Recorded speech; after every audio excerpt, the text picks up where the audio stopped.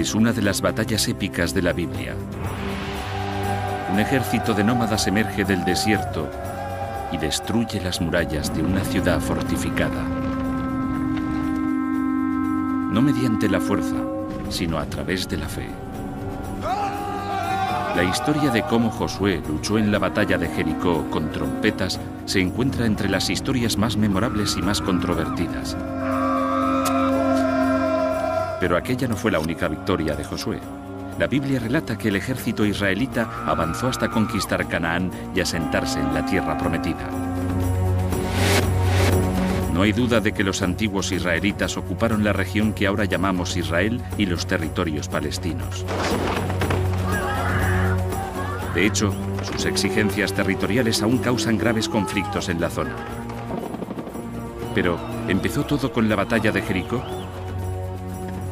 Para contestar a esa pregunta, recurriremos a algunas de las últimas investigaciones arqueológicas y científicas y llegaremos a una conclusión sorprendente.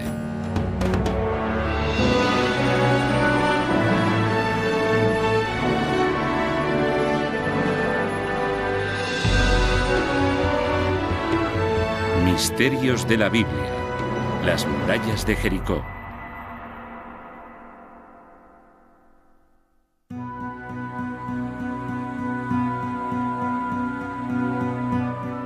Oriente Próximo hace unos 3000 años. Una región que incluso entonces se enfrentaba a la violencia y a la guerra. En las montañas del noreste del Mar Muerto, un soldado se prepara para atacar. Es Josué, sucesor del gran líder Moisés y uno de los guerreros más famosos de la Biblia. Desde aquí, Josué mira al oeste a través del valle del Jordán hacia la tierra prometida. Aquí fue donde vivió su ancestro Abraham, y Josué cree que debe instalarse allí también. Pero hay un problema. La tierra ya está ocupada por los habitantes de la zona, los cananeos. Josué tendrá que luchar por ella. Aunque no está solo, lidera a unas 150 personas, hijos de esclavos hebreos que escaparon de Egipto. Estos han pasado 40 años caminando por el desierto, ahora se preparan para la guerra. Su primer objetivo será la fortaleza cananea de Jericó. Es un momento decisivo en la historia del antiguo Israel, según la estudiosa del Antiguo Testamento Rachel Havelock. Es una historia sobre los comienzos, los orígenes de una nación, y en muchos sentidos es en realidad la historia del nacimiento del antiguo Israel. Y la batalla de Jericó es solo el principio.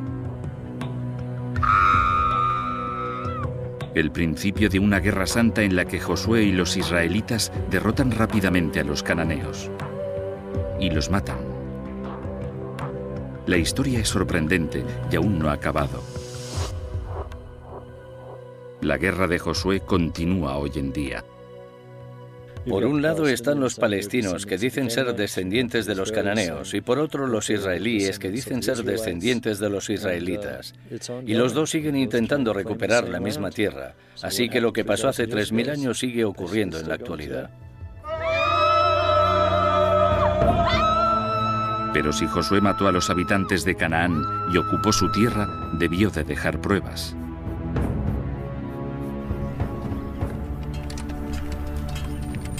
En realidad, sorprendentemente, hay pocas. No se han encontrado pruebas arqueológicas que confirmen la existencia de Josué. Solo tenemos la Biblia y el libro que lleva el nombre de Josué, pero se escribió alrededor del año 500 a.C.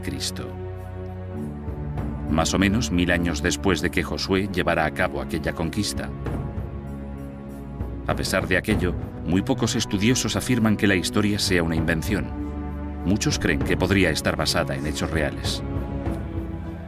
Como en la mayoría de estas historias, hay un poco de verdad en el fondo, sobre la que se construye todo lo demás.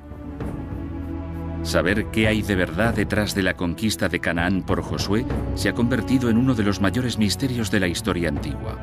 Y la búsqueda de la respuesta es una historia de detectives de proporciones épicas. Ha intrigado a los estudiosos durante décadas. y ha atraído a muchos de ellos hasta aquí, el enclave donde tuvo lugar la primera batalla de Josué. Este es el Jericó moderno, una ciudad oasis en medio del valle del Jordán. El arqueólogo Bill Dever es un experto en la historia de la zona. Jericó es un emplazamiento único, el más importante al sur del mar de Galilea y el valle del Jordán. Su historia se debe a que hay una fuente de agua. La gente de Jericó sigue usando la fuente que proporciona ese agua. Cerca de la fuente hay algo que parece una colina pequeña, pero es algo muy diferente. Es un montículo de ocupación, donde los habitantes de la antigua Jericó fueron construyendo sus ciudades, unas encima de otras durante siglos. Quizá una de ellas fuera la Jericó de Josué. Entre los primeros arqueólogos que intentaron descubrirlo estaba John Garstang, un catedrático de la Universidad de Liverpool. Sus informes de campo originales han sido conservados por la encargada del museo, Felicity Cobbing. Estas fotografías se tomaron entre 1931 y 1936. Las fotografías de Garstang documentan un descubrimiento increíble.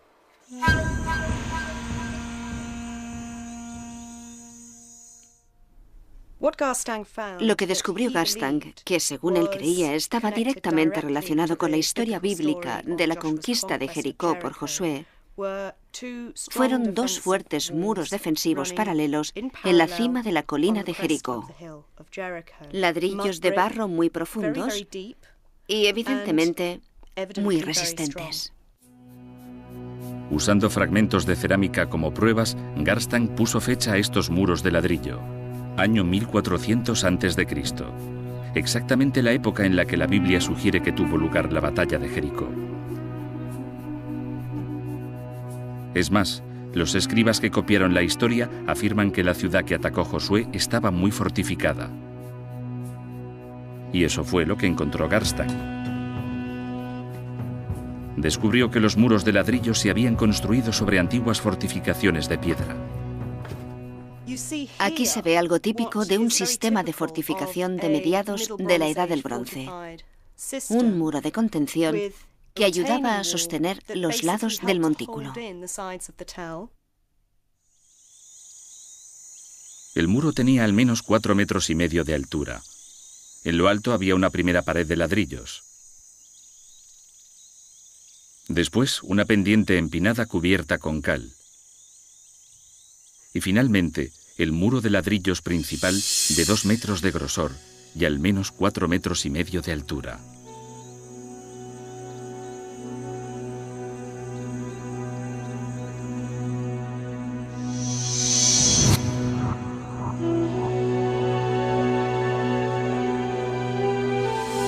Para un ejército invasor, el antiguo Jericó debía de ser una visión desalentadora, amenazante, elevada 15 metros sobre el valle. Parece que Garstang había descubierto aquí la ciudad que se describía en la Biblia. Garstang descubrió o pensó que había descubierto las auténticas murallas que había derribado Josué, y aquello era lo que daba titulares. Las pruebas arqueológicas sugieren que la historia no es solo un mito. Pero eso no es todo. En la Biblia también hay pistas. El libro de Josué contiene el relato creíble de una antigua batalla, según el arqueólogo e historiador militar Eric Klein. En cuanto a la historia, es totalmente plausible que Josué quisiera atacar Jericó. El hecho de que Jericó fuera un oasis lo convertía en un lugar extremadamente valioso, con provisiones de comida y bebida. Además, está de camino a las tierras altas centrales. Si quieres hacer esa ruta, tienes que atacar Jericó. No hay manera de evitarlo. Y no solo es verosímil el campo de batalla, sino también la forma en que Josué dirigió la batalla. Según el texto, Josué parece ser un líder militar excelente. Es un general muy bueno, lo compararía con Patton o Montgomery. Como esos generales en la Segunda Guerra Mundial, la historia relata que Josué basó su estrategia en un punto clave: la inteligencia militar.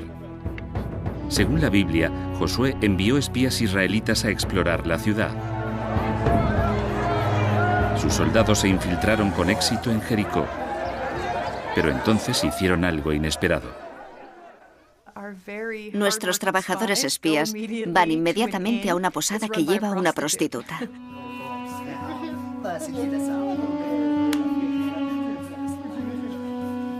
Puede que eso no sea tan extraño. Las inscripciones antiguas revelan que los burdeles eran las pensiones de la antigüedad. Eran el sitio ideal para mezclarse con la gente y para reunir información sobre el enemigo. ¿Quién mejor que una prostituta o chica de alterne? Averiguaron rápidamente lo que necesitaban saber. Hasta entonces, las acciones de los israelitas parecían plausibles. Jericó era un objetivo estratégico. Usar espías, una estrategia clásica. Pero, ¿y la gente que vieron los espías allí dentro? Por el tamaño de la antigua Jericó, probablemente había 1.200 habitantes, hombres, mujeres y niños que la historia llama cananeos. Nuevamente, la historia de la Biblia concuerda con los descubrimientos arqueológicos. Buscando en las afueras de Jericó, los excavadores encontraron algo extraordinario. Tumbas. Contenían esqueletos de 3.500 años, esqueletos cananeos enterrados con sus objetos funerarios, que unían a la gente de Jericó con un mundo más grande, en una verdadera cultura cananea, cuyas ciudades se extienden por lo que hoy es Siria, Líbano, Israel y Jordania. Pero según el arqueólogo Jonathan Tapp, se saben más cosas de los cananeos históricos de lo que dice la Biblia. Creo que mucha gente que se guía por la imagen bíblica ve a los cananeos como gente malvada. No lo eran. Eran gente muy urbana y sofisticada. Y lo sabemos por las joyas, el metal e incluso las ollas y sartenes de la vida diaria, que por lo general eran muy refinadas. Les gustaban las cosas buenas de la vida.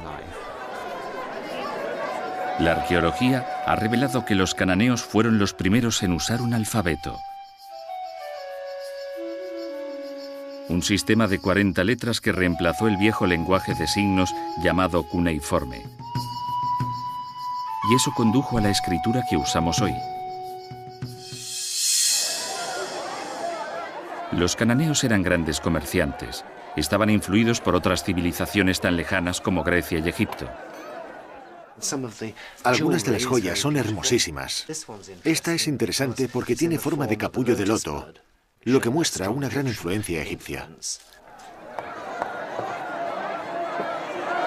La historia omite estos detalles positivos. No es sorprendente. En la Biblia, los cananeos son los grandes enemigos de los israelitas. Los espías de Josué debieron de tener muchas cosas sobre las que informar. Pero como en muchas operaciones militares, su misión era arriesgada. La Biblia relata cómo el gobernador de Jericó se enteró de que la prostituta llamada Rahab cobijaba a los espías. El dirigente de Jericó intentaría encontrar a esos espías estuviesen donde estuviesen. ¿Por qué sabe o cree que están en casa de Rahab? Supongo que tenía su propio servicio de inteligencia. Según la historia, Rahab se enfrentaba a una difícil elección: entregar a los espías para que fueran torturados y asesinados o convertirse en una traidora y protegerles.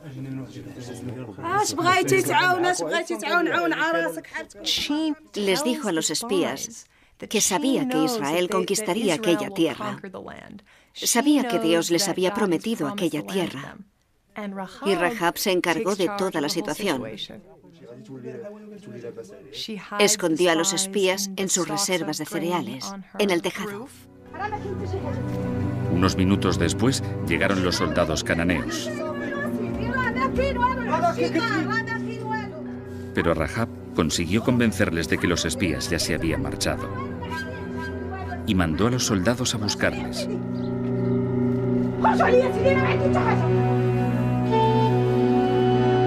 Antes de ayudarles a escapar, Rahab les hizo prometer que la protegerían a ella y a su familia durante la batalla. Los espías accedieron y volvieron al campamento israelita. Hasta ese momento, la arqueología y la estrategia militar encajan muy bien con el relato de la batalla de la Biblia.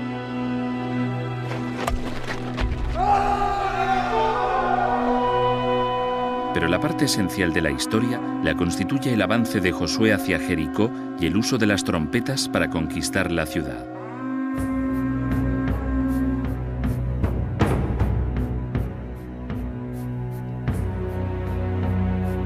Según la Biblia, la primera táctica de Josué fue cruzar el río Jordán y establecer un puesto defensivo en Cisjordania, a menos de 2 kilómetros de su objetivo.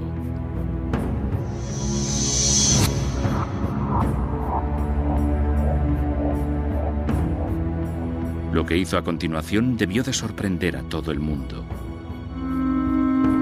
En lugar de dirigirse hacia Jericó, ordenó a sus tropas, acompañadas por sacerdotes que hacían sonar trompetas, que marcharan a su alrededor una vez al día durante 6 días.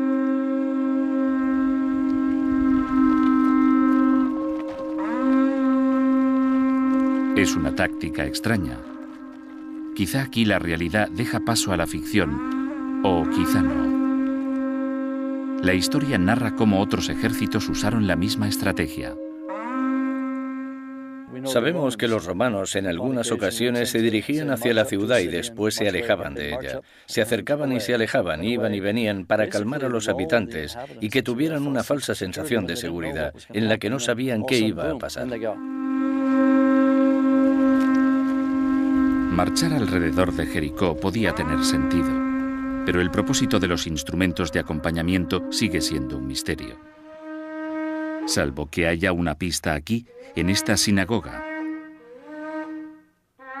La religión judía encuentra sus raíces en los primeros israelitas y las trompetas siguen figurando en sus rituales actuales. Pero no las trompetas modernas que conocemos, según el músico Alan Friedman. Este sería el tipo de trompeta que habrían usado los sacerdotes de Jericó. Es el cuerno de una cabra de montaña, también llamada carnero.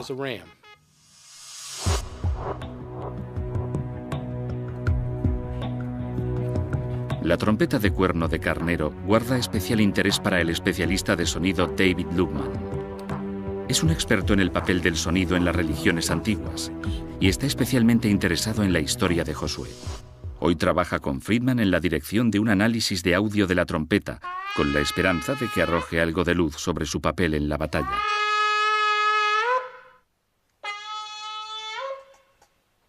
De vuelta en su laboratorio, Lubman analiza los resultados. Sabe muy bien que el sonido puede tener un uso militar. Durante la guerra de Vietnam, el ejército estadounidense reclutó a Lubman para construir una cámara de pruebas de sonido donde pudieran recrear niveles de sonido de alta intensidad. Una vez, un experimento salió mal. El cierre hermético de la cámara de pruebas falló. El sonido se escapó, con dramáticas consecuencias para uno de los técnicos del laboratorio.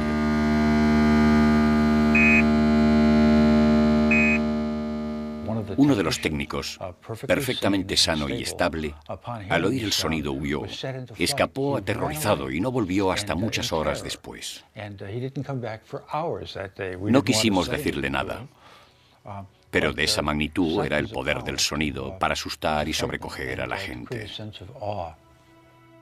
Quizá el sonido de la trompeta también tuviera un efecto psicológico. Es bastante intenso. Tenemos unos 93 o 94 decibelios de intensidad sonora a unos 3 metros de un cuerno. Si tuviésemos 7 cuernos, serían 93 más 8 decibelios y medio más fuerte. Es el nivel que se escucha en un concierto de rock. Podría ser que Josué hubiese usado la trompeta no como instrumento musical, sino como arma. Creo que el sonido juega un papel importante en el libro de Josué para crear una sensación de sorpresa y sobrecogimiento. Pero de acuerdo con la Biblia, Josué no solo se valió de las trompetas para crear sorpresa y sobrecogimiento. Un asedio así podía continuar durante años. Pero apenas una semana después del ataque de Josué, la batalla llegó a su punto álgido. El 7º día, los israelitas rodearon la ciudad, no una, sino 7 veces. Entonces los 40.000 soldados emitieron un ensordecedor grito de guerra. Pensemos en ello como alguien de dentro de Jericó. Llevamos una semana observando a esa gente y de repente empiezan a chillar.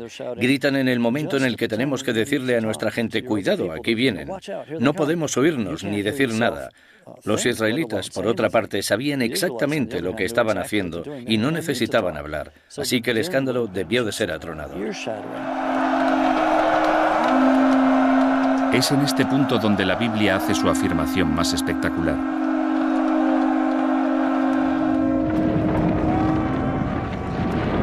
Ese escándalo, que iba en aumento, hizo que se derrumbaran los ladrillos de los muros de Jericó, lo que permitió a las tropas de Josué trepar por encima de los muros caídos para atacar a los soldados cananeos y para masacrar a todos los que había dentro.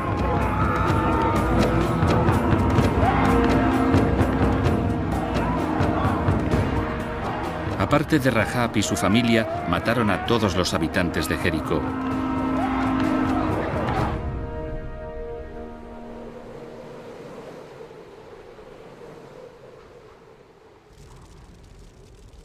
E incendiaron su poderosa ciudad.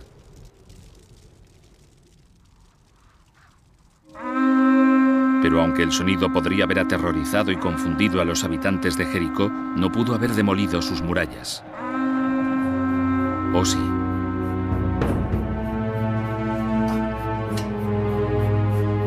La posibilidad intriga al catedrático Barry Gibb del Departamento de Investigación de Audio de la Universidad de Liverpool. Ayudado por su colega Gary Seifert, examina el impacto físico del sonido sobre objetos sólidos.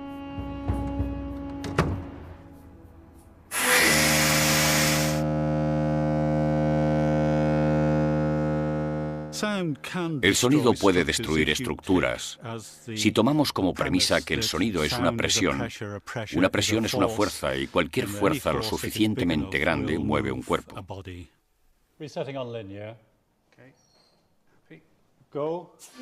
Gibb y Seifert están haciendo experimentos para entender el principio científico exacto que se oculta tras el fenómeno. Lo que hago es poner polvo en el embudo. La idea de este sencillo experimento es ver si la energía del sonido puede hacer por sí sola que se mueva el polvo. Para el experimento usan un polvo muy fino, yeso, porque creen que si el sonido puede mover el polvo, también puede afectar a un objeto sólido. El nivel y el tono necesarios son producidos por una trompa gigante situada en la habitación contigua. Los dos científicos están en una sala de control remoto. Empieza el experimento. ¿Lo restauro para el lineal? Sí. ¿Te gusta la toma? Sí. Vale. Cuando la trompa no suena, el polvo descansa sobre el embudo. Cuando está encendida, sucede algo increíble. El polvo circula como si fuera un fluido. Sigue siendo un misterio por qué sucede esto, pero el profesor Gibb cree que las ondas sonoras rompen los enlaces entre las partículas de polvo. El efecto es espectacular y sugiere la posibilidad de que un objeto sólido también se vea afectado. Esto es un ladrillo similar a los que debieron de usarse para construir los muros de Jericó. Ahora queremos reemplazar el polvo por el ladrillo y repetir la prueba. Se repite el experimento. Si el ladrillo se desintegra, podrá explicar lo que hizo que cayesen los muros de Jericó. Los niveles de sonido producidos en esta cámara de pruebas son mucho más altos que los de las trompetas de Josué. Si el ladrillo no responde aquí, es poco probable que hubiese sido dañado en Jericó.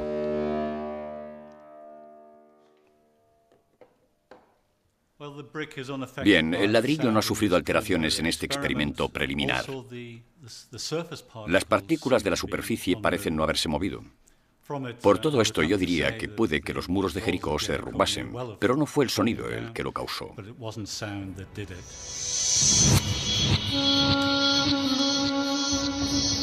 Claro que el hecho de que el ladrillo no se haya visto afectado por estas pruebas no significa que los muros de Jericó no cayeran, ni que la ciudad no se saqueara ni incendiara.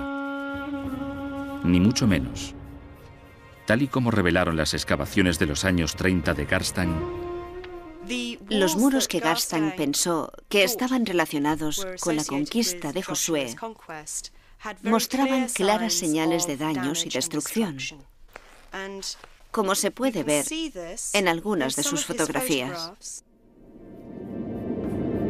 La arqueología también apoya otra de las afirmaciones de la Biblia, que Jericó fue incendiado. Probablemente lo más sensacional que descubrió fue la destrucción total a causa del fuego, de las murallas y puertas de la ciudad, de las tiendas y las residencias, pruebas realmente dramáticas de aquella destrucción. Ahora está claro que el sonido de las trompetas por sí solo no podría haber causado tal devastación. Aún así, muchos de los detalles encajan. Los documentos arqueológicos parecen concordar notablemente con el destino de Jericó que se describe en la Biblia. Pero si las trompetas no derrumbaron los muros de Jericó, ¿qué lo hizo? Quizás haya una pista al principio de la historia.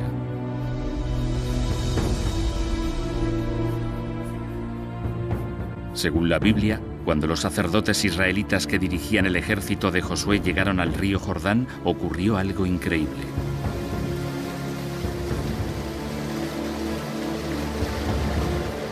El nivel del agua descendió.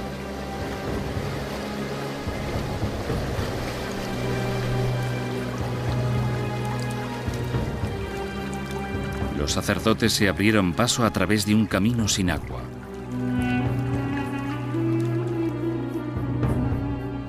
Fue un momento milagroso, pero no el único. El río Jordán también dejó de fluir en julio de 1927, y estas fotos de la época nos explican por qué.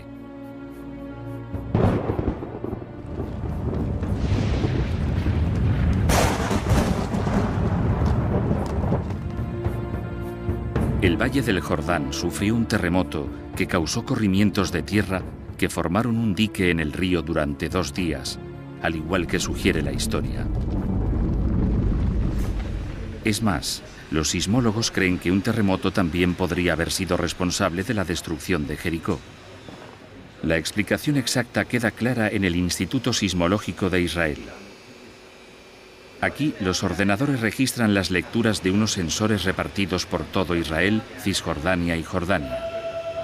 Vigilan una gran falla que corre a lo largo del Valle del Jordán, una falla que ha causado fracturas menores, una de las cuales discurre justo bajo el muro oriental del antiguo Jericó, haciéndolo especialmente vulnerable a la actividad sísmica. Y hay evidencias arqueológicas que sugieren que en la ciudad se dieron terremotos no una, sino muchas veces, como descubrió el arqueólogo John Garstan. Jericó sufrió terremotos importantes en más de una ocasión. En los niveles más tempranos encontró grietas muy distintivas que separaban enterramientos anteriores. Aquí se ve que la grieta cercenó la cabeza de este sujeto. Pero si el daño de los muros de Jericó lo causó un terremoto en lugar del sonido, ¿dónde deja eso a Josué y a su ejército? ¿Quizás el terremoto devastó la ciudad en el mismo momento en que los israelitas la atacaban? Es increíble, pero es lo que sugerían las pruebas de Garstan. Garstan encontró pruebas de daños causados en los muros por un terremoto que él asociaba con la conquista de Josué. Pruebas muy claras de daños causados por un terremoto. Pilas de ladrillos, reparaciones y un desorden general de los elementos de construcción. Los descubrimientos de Garstan parecen confirmar casi todos los detalles del relato bíblico. Parece que Josué conquistó Canaán tal y como dice la historia. Pero hay un problema. En los años 50, otra arqueóloga británica siguió a Garstan hasta Jericó, y fue entonces cuando empezaron los problemas. Dicha arqueóloga era la renombrada experta Kathleen Kenyon. Se interesó por Jericó cuando John Garstan le pidió que examinara sus descubrimientos. En 1952, Kenyon inició su propia excavación épica. Kathleen Kenyon pudo examinar al detalle las fases tan complejas de la ocupación de Jericó. Pudo ver muchas cosas que se le habían escapado a Garstang. Lo que Garstang había pasado por alto eran pruebas importantísimas que contradecían su fecha de la destrucción de Jericó. En lugar de caer en el año 1400 a.C., como creía Garstang, Kenyon concluyó que los muros se habían derrumbado 150 años antes, en el año 1550 a.C. Si ella tenía razón, Jericó ya estaba en ruinas mucho antes de que Josué pudiera salir de Egipto. Un terremoto pudo destrozar sus muros, pero no coincidía con el ataque de Josué, como Garstang había pensado. Y ese no es el único problema al que se enfrenta la versión tradicional de la heroica conquista de Josué. Si los israelitas hubieran llegado a Jericó en el año 1400 a.C., las excavaciones de Kenyon se habrían encontrado con una ciudad muy diferente a la descrita en la Biblia. Las defensas habían caído en desuso. Estaba totalmente indefensa. Había muy poca población. Para ser sincero, no habría sido una gran conquista. Pero si la batalla de Jericó era innecesaria, hay que preguntarse por qué la llegada de los israelitas se describe como una conquista. La Biblia dice que la invasión de Josué no se limitó solo a Jericó. Destruyó también otras ciudades. Los expertos que excavaron esos lugares al final se encontraron con problemas similares. La arqueología muestra que la mayoría de lugares que se supone que fueron conquistados por los israelitas ni siquiera estaban habitados en aquella época, y los lugares en los que hemos encontrado indicios de destrucción no son los mencionados en el texto bíblico. Parece que la arqueología ya no apoya la historia de Josué. Y cualquier duda que hubiera podido quedar se desvaneció cuando los historiadores se dieron cuenta de que ningún ejército israelita, por poderoso que fuera, podría haberse deshecho de los cananeos. En el año 1400 a.C., las fuerzas egipcias habían convertido Canaán en parte de su poderoso imperio dorado. Los egipcios no iban a permitir que Josué invadiera su territorio. Es inconcebible que el antiguo Israel se estuviera desarrollando en el momento en que el imperio egipcio estaba en pleno apogeo. No tiene ningún sentido. De hecho, casi todas las pruebas desenterradas desde los años 50 han revelado una gran discrepancia entre la historia y la Biblia. Jericó era un pueblo, no una ciudad amurallada. No hay más señales claras de las batallas de Josué. Y Canaán era una colonia egipcia. Histórica y arqueológicamente apenas hay pruebas de destrucción, y desde luego no las hay en el siglo XV a.C., cuando, según la cronología bíblica, tuvo lugar dicha destrucción. Creo que podemos decir con seguridad que casi ningún arqueólogo o estudioso bíblico actual cree literalmente la historia de Josué y la caída de Jericó. La milagrosa batalla de Josué parece ser un mito, después de todo. Pero eso da pie a una nueva y emocionante pregunta. Si los israelitas no invadieron Canaán, ¿cómo llegaron allí? Para contestar a esta pregunta, necesitamos un punto de referencia, la primera fecha que con seguridad evidencia que los israelitas se encontraban en Canaán. Solo así podemos reconstruir lo que realmente ocurrió. Ese punto de referencia nos lo proporciona un interesante descubrimiento hecho en Egipto. Esta es la estela de Merentá, el documento de una campaña militar egipcia en Canaán dirigida por Merentá, hijo del faraón Ramsés II.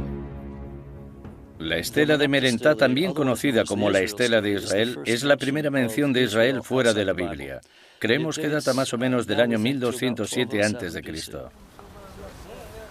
Si los israelitas vivían en Canaán en el año 1207 a.C., la conquista de Josué, de haber tenido lugar, debió de haber empezado algún tiempo antes. La pregunta es, ¿cuándo?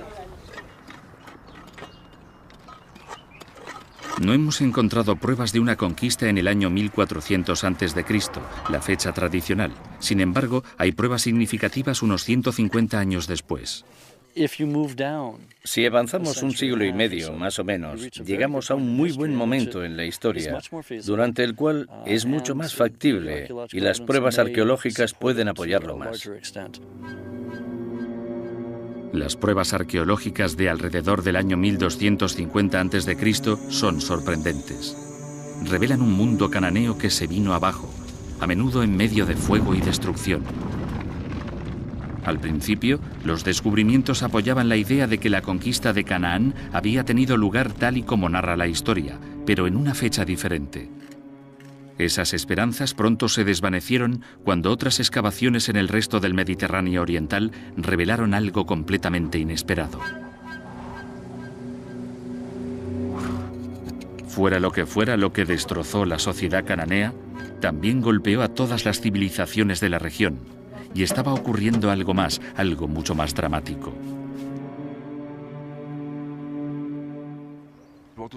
Lo que sucedía en realidad era una de las mayores revoluciones en la historia del mundo. La total aniquilación del mundo antiguo y la aparición de algo completamente diferente. La causa de la catástrofe es un misterio. Pero una nueva idea muy controvertida que la explica puede revelar también cómo tuvo lugar la conquista de Canaán en realidad. La teoría tiene que ver con la destrucción. No la destrucción infligida por un general militar, sino por la madre naturaleza. La idea también tiene que ver con terremotos.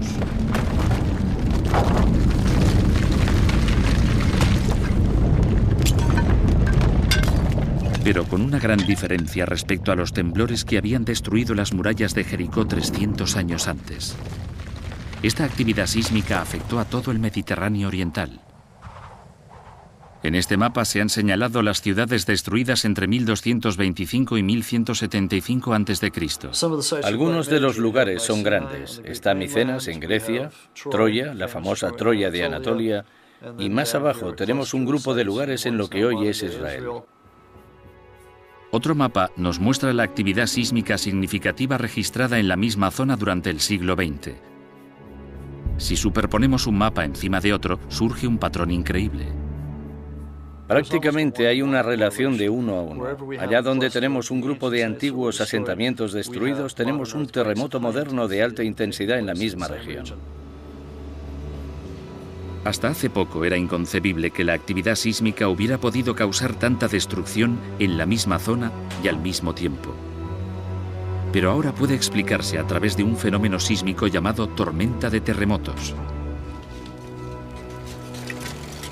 Durante el último siglo, los estudiosos que observaron la actividad sísmica en Turquía se dieron cuenta de que los terremotos avanzaban por la falla de Anatolia Norte.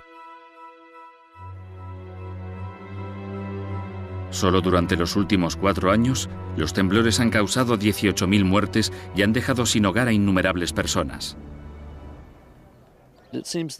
Parece que si no hay un terremoto grande que libere toda la tensión de la falla inmediatamente, a veces hay un terremoto más pequeño que libera la tensión en una parte de la falla y pone presión en el siguiente segmento, que al final se deshará de ella, y así hay un alivio de la tensión a lo largo de la falla.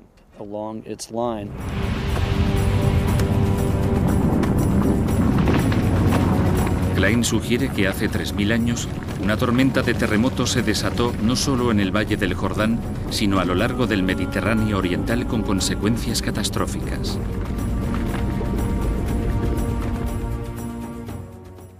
Creo que las rutas comerciales se cortaron. Al final iba a llegar una rebelión interna cuando la gente tuviera hambre y se acabaría con una caída del sistema en la que todo fracasaría.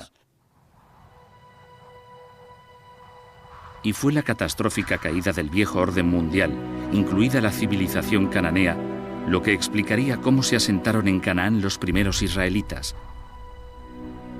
No mediante la conquista, sino gracias a un simple oportunismo. Era una época en la que podían aparecer nuevos grupos, establecerse tanto ellos como los israelitas, y aquella gente a la que llamamos israelitas o protoisraelitas se aprovechó de la agitación para entrar en zonas que no estaban densamente pobladas.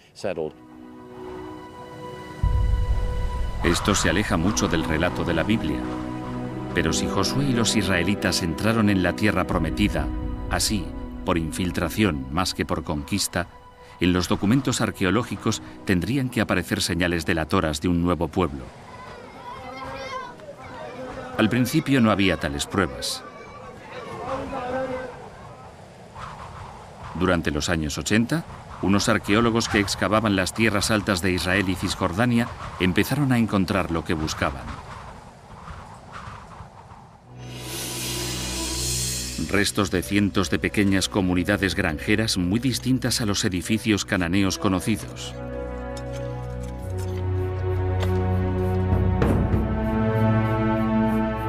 Entre los arqueólogos que las descubrieron se encontraba Israel Finkelstein.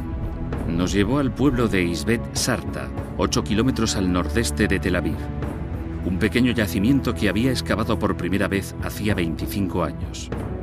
El yacimiento está cubierto de vegetación, pero aún se pueden ver algunos de los edificios.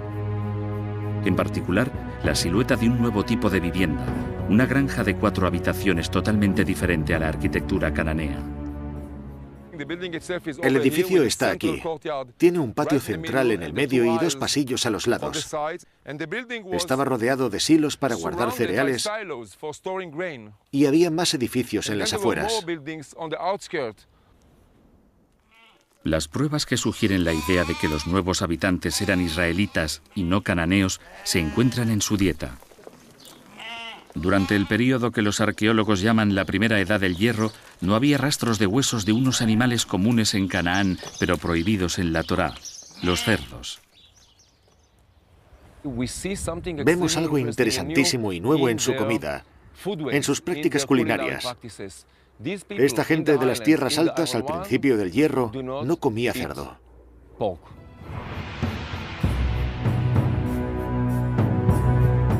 Esta idea de un asentamiento pacífico en Canaán ha sustituido la creencia de que los israelitas llegaron a Canaán tras una conquista militar. Pero como consecuencia de esta conclusión, los arqueólogos empezaron a ponderar una situación nueva y aún más notable. ¿Y si en realidad los antiguos israelitas no hubiesen llegado nunca a Canaán? ¿Y si siempre hubiesen vivido allí? Excavaciones posteriores en 4 habitaciones de las granjas sugieren que esta posibilidad es plausible. Existen diferencias entre esta nueva cultura y la de los cananeos. Pero también hay similitudes sorprendentes.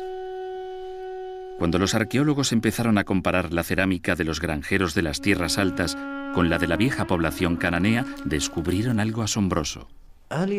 La antigua sociedad israelita era, en muchos aspectos, un reflejo pobre de la sociedad cananea. No era tan elegante ni tan sofisticada, pero era exactamente la misma. En la costa de Siria se encontraron más paralelismos entre las culturas israelita y cananea.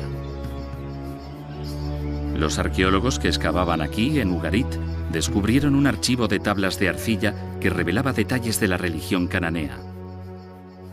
Hay una tabla que narra la historia de un rey cananeo llamado Keret y de sus conquistas militares.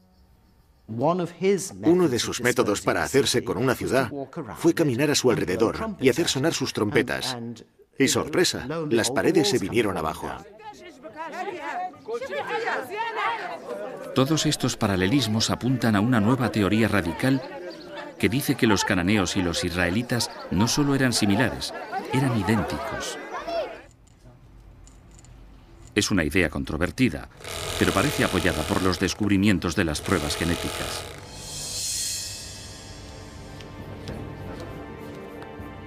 El antropólogo cultural Yossi Nagar ha estudiado antiguos esqueletos cananeos. Comparando su ADN con el ADN de la población actual de la región, ha llegado a la conclusión de que muchos de los judíos, árabes israelíes y palestinos actuales comparten una herencia racial común. Esto sugiere que sus ancestros, los israelitas y los cananeos, eran la misma gente. Los israelitas y los cananeos son lo mismo, pero están separados. Están separados por la teología, no por la biología. Son lo mismo. Si esta controvertida teoría gana aceptación, la historia que hay detrás de Josué y su conquista tendrá que revisarse completamente. Josué y su ejército israelita no llegaron a Jericó y mataron a los cananeos. Eran cananeos. No eran invasores militares, no asestaron un golpe a las grandes ciudades-estado de Canaán, ni aniquilaron a la población cananea. Me parece que la mayoría de nosotros cree que los israelitas eran cananeos, quizá granjeros y agricultores que fueron expulsados de sus tierras por sus señores cananeos. Eran gente que escapaba de las ciudades-estado cananeas que se derrumbaban, huían del servicio militar, de los impuestos, y encontraron un punto de apoyo en algún lugar de la frontera de las tierras altas escasamente ocupadas.